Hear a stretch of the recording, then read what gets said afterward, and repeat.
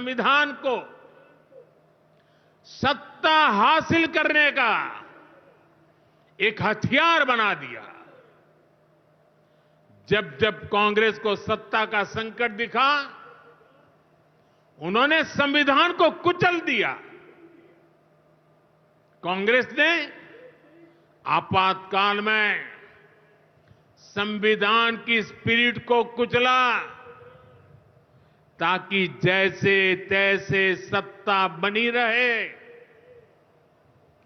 संविधान की भावना है कि सबके लिए एक जैसी नागरिक संहिता हो, जिसे मैं कहता हूं सेक्युलर सिविल कोड।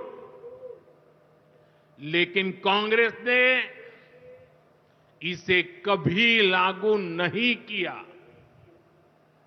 उत्तराखंड में भाजपा सरकार आने के बाद सेक्युलर सिविल कोड, समान नागरिकता संहिता, ये लागू हुई। डंकी की चोट पर लागू हुई। और देश का दुर्भाग्य देखिए,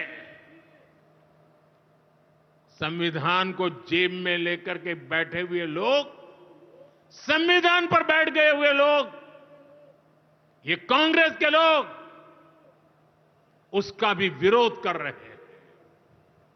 साथियों, हमारे संविधान ने एससी, एसटी, ओबीसी के लिए आरक्षण का प्रावधान किया, लेकिन कांग्रेस ने उनको आरक्षण पहुंचा कि नहीं पहुंचा,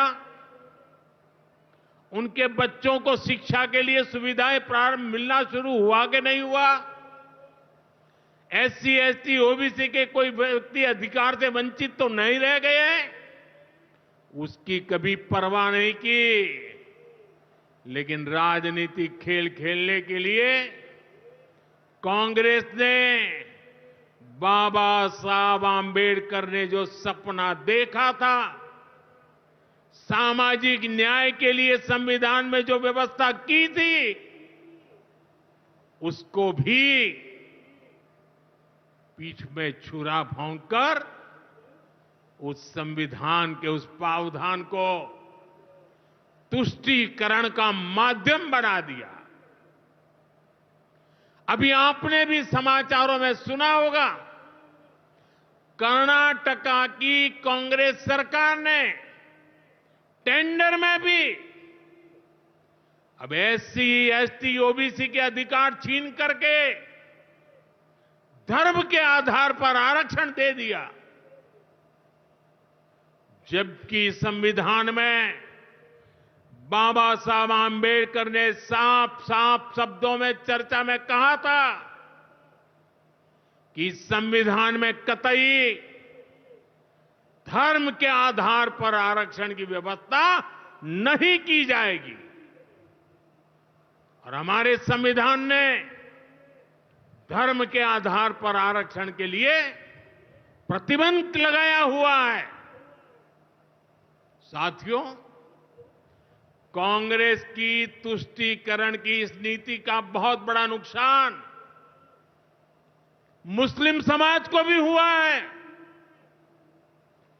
कांग्रेस ने सिर्फ कुछ कट्टरपंथियों को ही खुश किया है, बाकी समाज बेहाल रहा, अशिक्षित रहा, गरीब रहा। कांग्रेस की इस कुनीति का सबसे बड़ा प्रमाण वक्फ कानून है। देश आजाद होने के बाद 2013 तक वक्फ का कानून चलता था, लेकिन चुनाव जीतने के लिए, तुष्टीकरण की राजनीति के लिए, वोट बैंक की राजनीति के लिए 2013 के आखिर में, आखिरी सत्र में कांग्रेस ने इतने सालों तक चल रहे वक्फ के कानून में